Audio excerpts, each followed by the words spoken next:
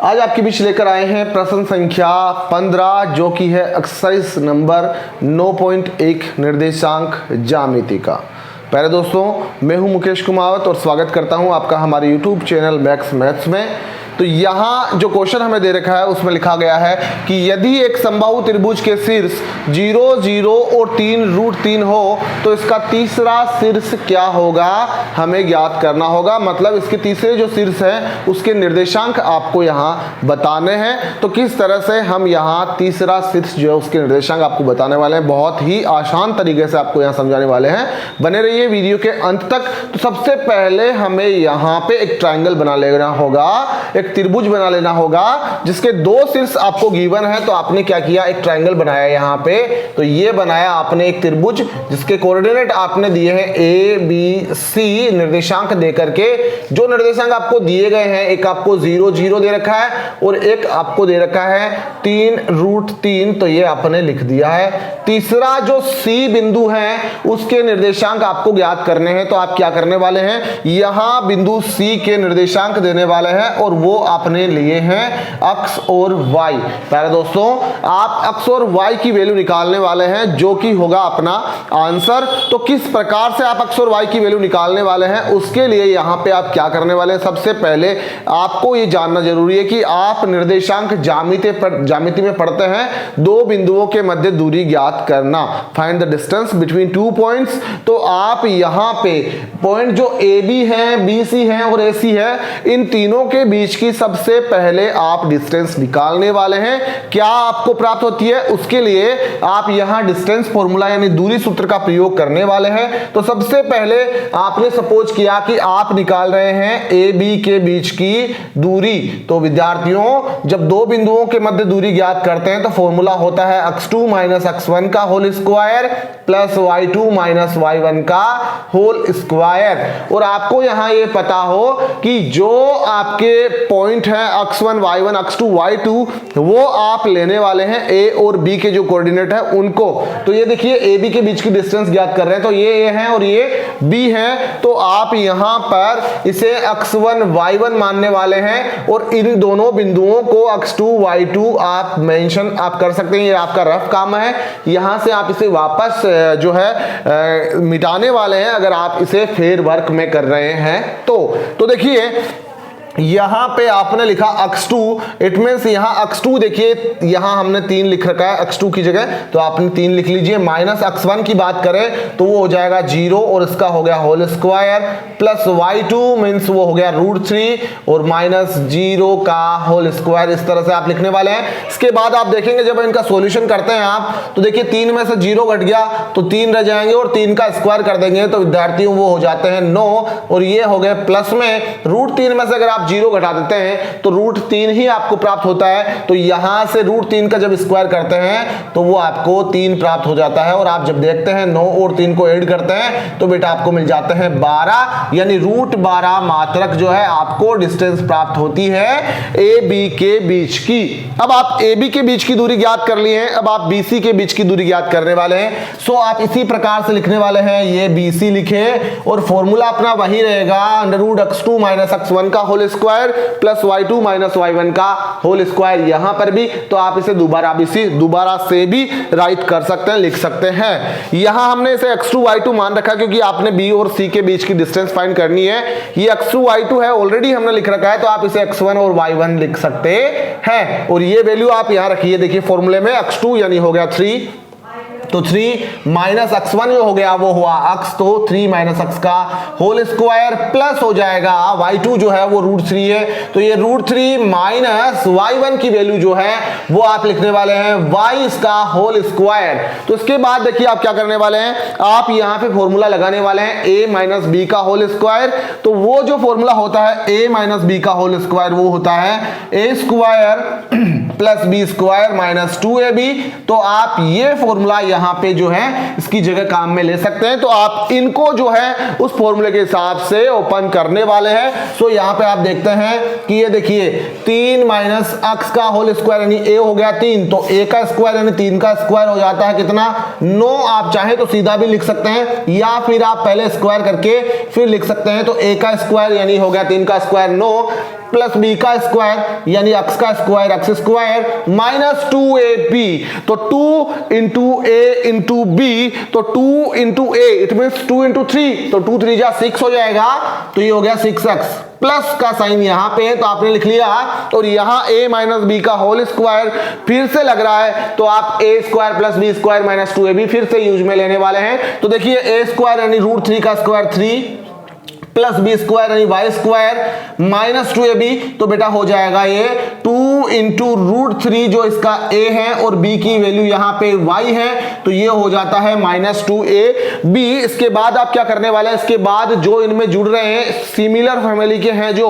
उन्हें आप जोड़ लेने वाले हैं और जो घट रहे हैं उन्हें घटा दीजिए। तो देखिए यहां पे क्या हो जाएगा, यहां हो जाएगा ये 9 जो है ये 3 में ऐड हो जाएंगे, तो 9 और 3 को आप अगर ऐड करते हैं तो बेटा हो जाते हैं 12, ये प्लस के एक्स स्क्वायर और ये माइनस के 6x और ये प्लस का वाई स्क्वायर माइनस के 2 रूट 3 वाई। यहां से मात्रक आप इसके आगे लिख सकते हैं जो आपको डिस्टेंस मिली है BC के बीच की।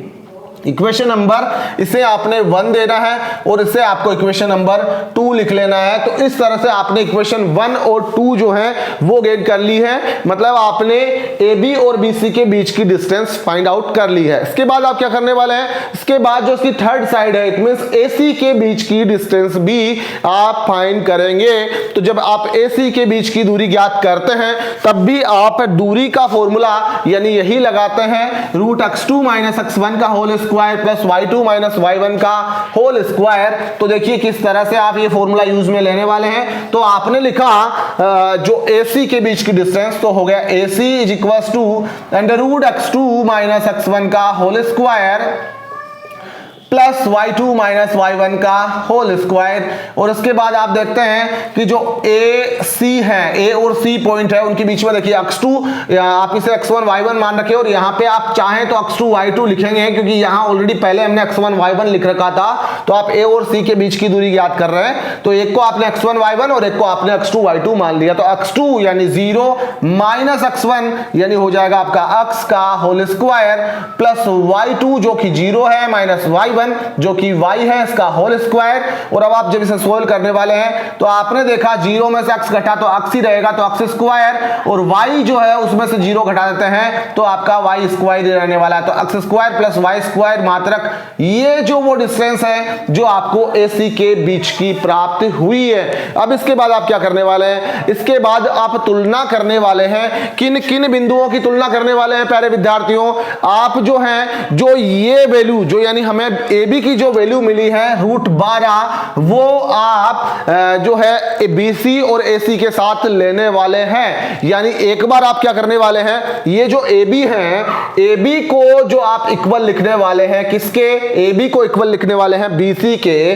तो जब आपने AB को BC के इक्वल लिखा और एक बार आप AB को जो है AC के इक्वल लेने वाले हैं। ऐसा क्यों कर रहे हैं आप, क्योंकि आपकी क्वेश्चन में लिखा है कि त्रिभुज ABC एक समबाहु त्रिभुज है और समबाहु त्रिभुज जो होता है उसकी तीनों भुजाएं इक्वल होती हैं, तीनों भुजाएं बराबर माप की होती है। तो आप तीनों भुजाओं को बराबर लिख सकते हैं। तो आपने लिखा AB is equal to BC, AB यहां पे आपने देखा रूट 12 है, तो आप क्या करने वाले हैं, यहां से AB को आपने लिखा रूट 12, तो ये लीजिए हमने लिखा रूट 12 और बराबर में BC। तो BC देखिए कितना अपना BC ये है जिसे आपने लिखना है रूट में और वो है 12 माइनस एक्स स्क्वायर, सॉरी यहाँ प्लस एक्स स्क्वायर है माइनस के 6x plus Y square minus 2 root 3 y। इस प्रकार से आप जो है इसकी तुलना करने वाले हैं। अब देखिए दोनों तरफ बोथ साइड का आप स्क्वायर करेंगे, दोनों साइड का, क्योंकि यहाँ रूट है तो रूट कैसे हटेगा, तो आप दोनों पक्षों का वर्ग कर दीजिए तो रूट हट जाएगा। तो यहां से हो गया 12, यहां से हो जाएगा 12 plus X square minus 6x plus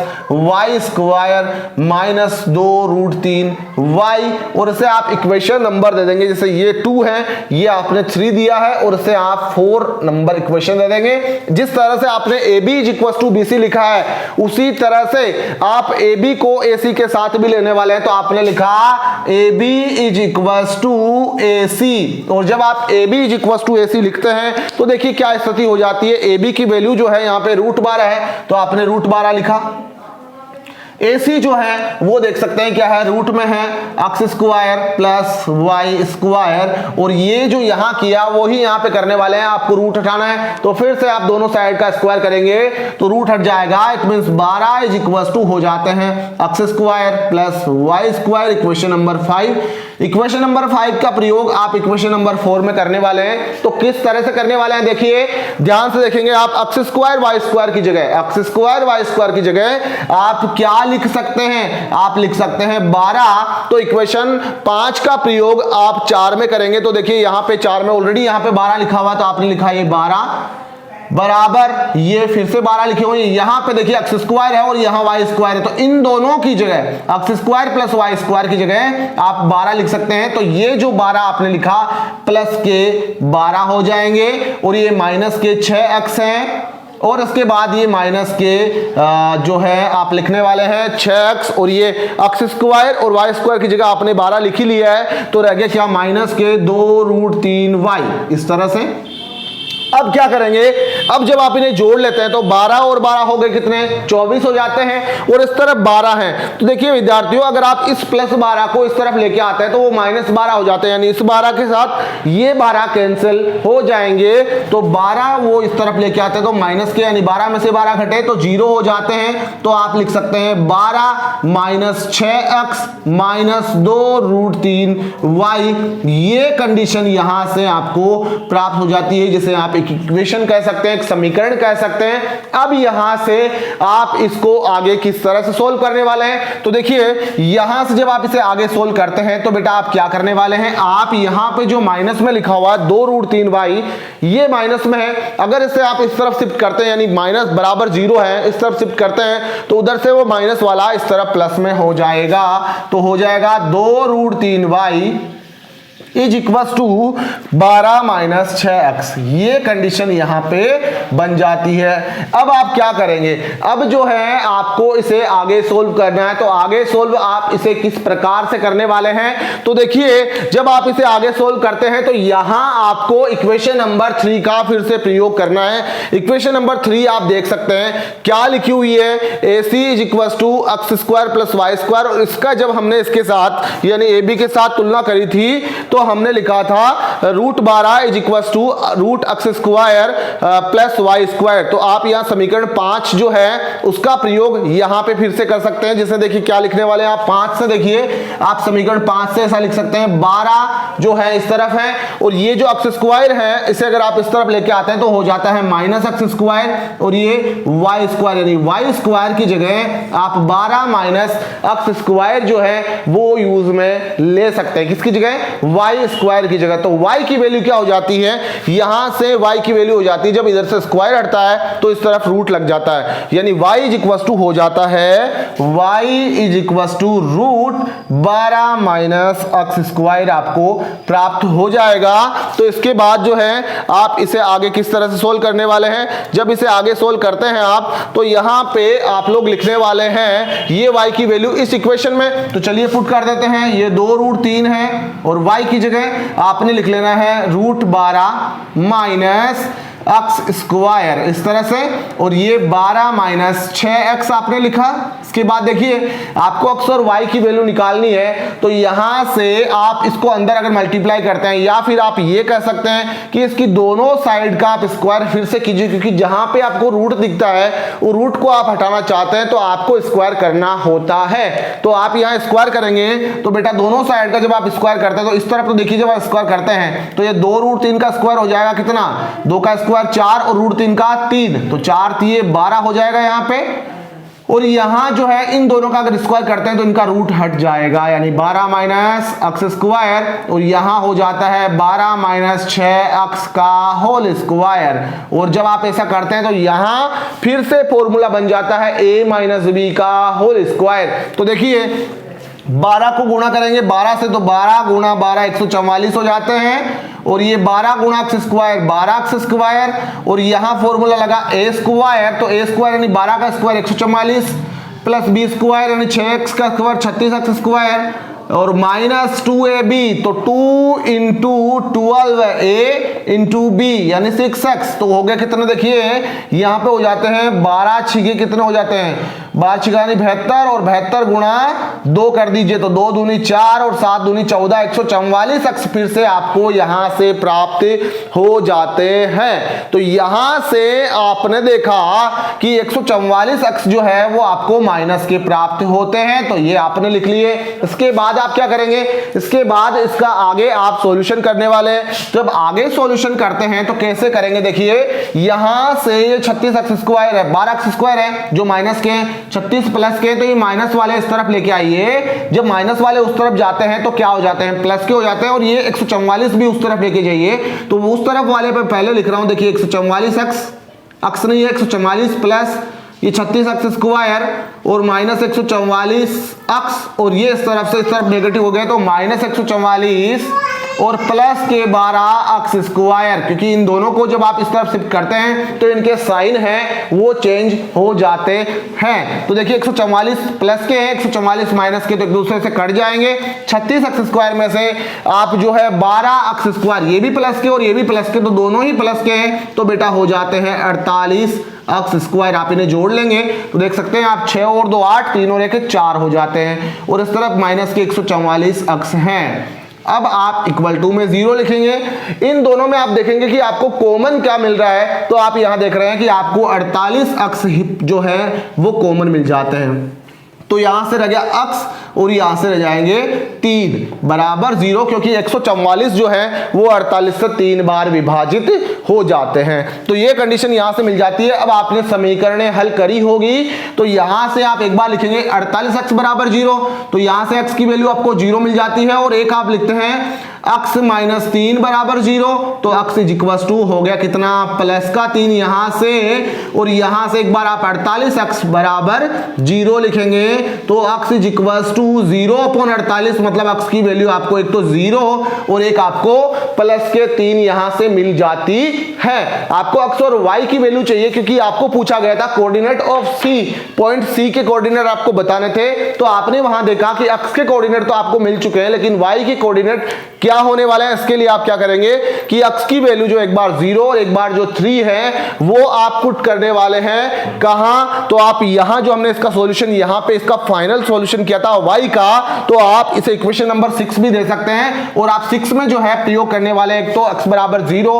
तो देखिए जब आप x बराबर 0 लेते हैं 6 में तो क्या हो जाता है, y is equal to root में है 12 माइनस x, आप x की जगह 0 लेंगे तो 0 का स्क्वायर 0 ही होता है, तो बेटा देखिए रूट 12 आपको मिल जाता है, और रूट 12 को आप क्या लिखते हैं, रूट 12 को आप 4 3 12 अंदर इनके फैक्टर कर सकते हैं, तो 4 गुणा 3 मतलब 4 आ जाएंगे बाहर, तो 2 रूट 3 आपको मिल जाते हैं। तो आपने देखा कि यहां पे x की वैल्यू 0 अगर आप लेते हैं, यानी कोऑर्डिनेट x का 0 लेते हैं, तो y का आपको 2 रूट 3 मिल जाता है। ठीक है, तो आपका ये पॉइंट है जो c की जगह आप ले सकते हैं, या फिर आप x की जगह अगर 3 लेते हैं तो देखिए y क्या आ जाता है, तो देखिए 12 आपने लिखा ऊपर से माइनस x यानी 3 का होल स्क्वायर, तो हो गया बेटा 12 माइनस 3 का स्क्वायर हो जाता है 9, और 12 में से अगर आप 9 घटा देते हैं तो कितने आ जाते हैं, देखिए आ जाते हैं अपने